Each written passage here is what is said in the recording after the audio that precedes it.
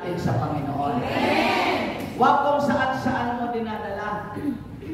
Yung mga taong affected may sakit, may karamdaman, una natin silang dalhin kanino?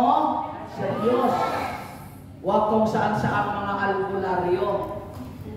Kung pinaniniwalaan nila, kaya sabi nila, bakit Brad yung albularyo? May nagtanong sa akin, gumagaling naman. Yes, kasi doon ka naniwala eh. Kaya lang yung kagalingan nun, pansamantala lang. Minsan may mga pagkakataon, gumaling na, pabalik-balik yung galing, yung sakit. Pag pabalik-balik yung sakit, lalong palala ng palala. Tapos, dadalhin na naman sa albularyo, gumaling na naman. Ilang linggo lang, may karamdaman. Ako po, nung bata pa, bata pa naman ako. Amen! Sa bundok na kami tumira. Malayo na sa Kabiasnan. Noon ang mga nag-ampon sa akin ng mga nanang ko, natakang ko na nag-ampon sa akin. Ako yung pinakabunso sa ampon nila, 7 kami. Kaya nakita nyo naman yung ugali ko sa ilang linggo, sa 3 linggo, pangatlong linggo ito eh. Na nakita nyo ako, parang akong ugaling bunso palagi. Parang hindi kayo pumapayag dyan. Madalas ako noon, linggo-linggo, ay nagkakasakit ako. Kasi once na idinaan ako sa isang, ano ba yung saloka ng tubig? Balon. Pag dinaan ako sa isang balon, pag uwi ko ng bahay, nilalagnat na ako. Tapos katatawag yung nanang ko ng mga albularyo. Yung mga tawag sa Tagalog, ano? Pero sa Bicol, alam nyo yon, isang tigwar. Yung manggagamot, kukuha ng plato. Yung platong puti na babasagin, kukuha ng mantika. Tapos may kandila. Kukrusan, ako kukrusan ako. Amuna, papanalangin niya. Kukrusan yung plato, dadarangin doon sa kandila. Tapos igaganyan muna sa akin yung plato. Tapos dadarangin. Pag umitim na yon kasi yung kandila maitim. Sabi niya, nanangis ka. Kasi yung nanang ko, Francisca. Nanangis ka, oh. Nabatik na naman yung anak mo. Pagdaan niya sa sa balon. Tingnan mo yung buhok ng babae. Paano hindi ba porting buhok yun? Eh may langis at saka may dinarang na ng kandila. Tapos sabi niya, ayan o, nabatik na naman siya. Yan kasi anak mo, huwag mong idadaan doon sa balon. Kasi mistisuhin niya ang kursun.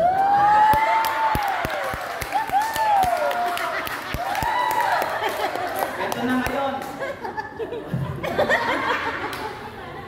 Yung cross na yun, kukunin niya. Ilalagay niya sa noo ko, sa mga kasukasuan ko, dito sa palad, dito sa binti, ganyan. Ayun, nilagay niya lahat ng cross. Ang tingin sa akin, parang simenteryo na. Pero gumaling. Kaya lang linggo-linggo, ganun na lang ang nangyayari. Hindi na ako dinaan sa balon. Doon naman ako dinaan sa malaking punong kahoy. Ganun din ang nangyari.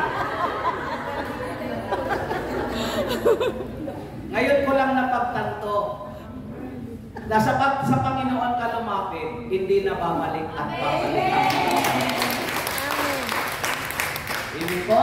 Amen. Kaya sa Kanya tayo lumapit, mga kapatid. Sabi ng Mark chapter 1, isang araw, nilapitan si Jesus, naman nila na ang biyena ni Pedro may karamdaman. Kaya dinala ni Pedro si Jesus sa kanyang biyenan. Ang gandang halimbawa si Pedro. Dahil si Pedro nagmamahal sa biyenan. Ang daming prayer partner, kaaway number 1, biyenan. Si Pedro dinala si Jesus sa kanyang biyenan. Pagdating doon sa bahay ni Pedro, nakita ni Jesus na ang biyenan ni Pedro ay inaapoy sa lagnat. Nilapitan ni Jesus ang biyenan niya, hinawakan sa kamay. So, that was touch. Hinawakan sa kamay ay at ibinangon. Noon di naibsan ito ng lagnat at naglingkod sa kanila. No, ako na lang. Sige. Amen!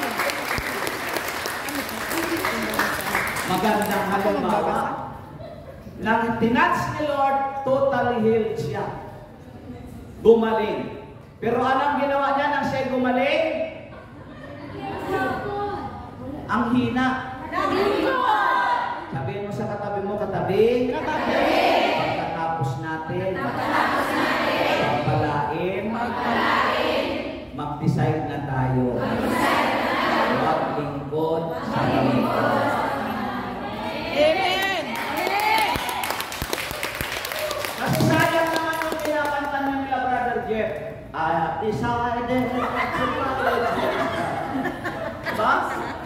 Pagka ano mang biyaya, ano man yan, hindi man kagalingan, pero pagpapalang binigay sa iyo ni Lord, yung tawag natin dito, napakalaking pagpapala yon. Maglingkod tayo sa Kanya.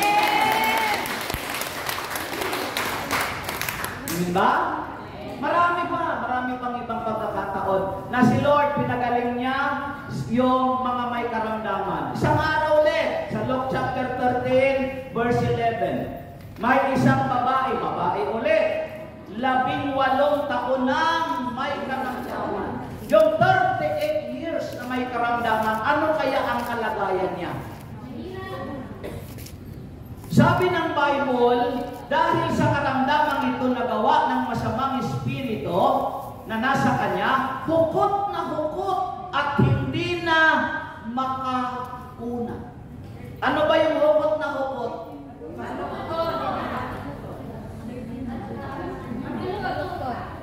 ba? Kuba! Baloktot! Kuba na. No? At hindi na siya makauna. Nang makita ni Jesus ang babae, tinawag niya ito. Tinawag niya. Bakit niya tinawag? Pagalingin siya. Parang may dumaan na anghel dyan. Bakit niya tinawag? Kay pagagalingin niya. Dahil medyo may kalayuan sa kanya. Ah, Sa tingin niyo. Kung nandun na siya sa tabi, sasabihin ko na, halika! Kaya tayo tinatawag ng Diyos eh. Kasi malayo. Pagkakataon, napapalayo tayo sa Kanya. Siya tinawag dahil may kalayuan. Amen. Kasi kung hindi sana yun, nakita na ni Lord ang sitwasyon, hukot na siya, hindi na nga makaunat, tawagin pa niya. Hindi ba dapat si Lord na sa kanya ang lalapit? Amen. Ang gusto ni Lord, tayo ang Lord. At yung Lord na tinawag siya, may binig ka siya, may salita siya, na gusto niyang Lord, pakinggan natin yung paanyaya niya. Kasi pag kinuko natin, may magandang resulta. Amen. Pakinggan niyo mabuti. Itong ating mensahe ngayon, pabaon. Kaya ibaon nyo din sa puso nyo. Amen. Noong 28 of September, pasalubong ko yun sa inyo. Ngayon, pabaon. Parang aalis din kayo, no? So, pabaon. At ito'y, mga kapatid, ipinatong ni Jesus ang kanyang mga kamay sa babae. Noon din, nakaunat ito at nagpuri sa Diyos. Amen. Nung hukot na siya, hindi na makaunat, hindi niya kayang magpuri sa Diyos. Pero nang pinagaling siya ng Panginoon, ang resulta, nakapagpuri siya sa Diyos. Amen. Ano ba yung hukot ulit? Kuba! Tayo ngayon hindi hukot. Amen. Tuwid tayo ngayon. Amen. Pero may mga pagkakataon, ang mga kamay natin, lalo na ang daliri natin, hukot na hukot. Taas nyo nga ang kamay nyo. Itikom nyo. O di ba hukot?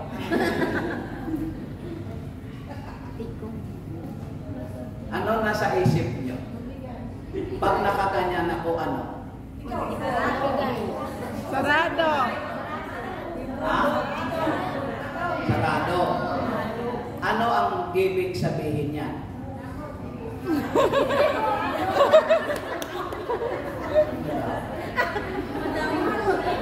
Yung nasa kanan ko, simple lang nang sinabi, ganito. Itaas nyo nga ang kamay nyo, tapos nakaganon. Ako'y kakanta. Gusto nyo? Ito ang kanta ko, ha? Sabayan nyo. Ako'y magpupuri sa Panginoon. Ako'y magpupuri. Huwag na. Ang pangit nyo. Sa tagal-tagal nyo dito sa Hong Kong na naglingkod sa Panginoon, may nakita na ba kayong magandang tingnan na nakpupuri, nakatikom? Wala. Gusto nyo ako ang tingnan nyo? Amen. O, anong kumanta? Amen. Go! Ako'y magpupuri sa Panginoon. Ako'y magpupuri sa Panginoon. Ako'y magpupuri sa Panginoon. Purihan niya, Panginoon. Ba't din niya ako sinasaway? Nakakatakan ba kayo sa akin? Anong tingin niyo sa akin? Parang paniwala ko.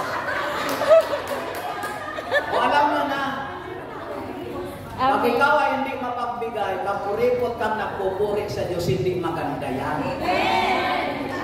Kaya nga pinagaling ni Lord ang hukot na hukot ng katawan para makapagpuri sa Diyos. Kaya nga tayo tinuruan na maging mapagbigay, sabi ni Father kanina, sa ating kapwa. Dahil ang pagmamahal natin sa Diyos ay pagmamahal natin sa ating kapwa. Huwag tayong katulad sa nabinatang mayaman na dapat hahangaan ng mga wala pang asawa dahil binata pa mayaman na siya. Maka-Diyos pa! Sabi ng Panginoon, ganito ang gawin mo. Ininterrupt niya kaagad, nagawa ko na po ang lahat ng yan. Yes, congratulations, nagawa mo na pala ang lahat. But one thing you lack. Amen.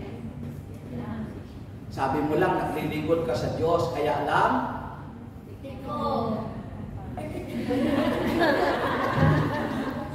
No? Baluktot ang kamay mo, puro arthritis ang kamay. Ang pangit tingnan, di ba? Yung mga nakikinig siguro, nanonood, no? Kita nyo? Sabi mo sa akin nung isa dyan, sabi niya, baliw, parang baliw. Pero kung magpupuri ka, nakaganyan. Andyan pa ba kayo? Amen. And Jesus' touch give us hope. Amen.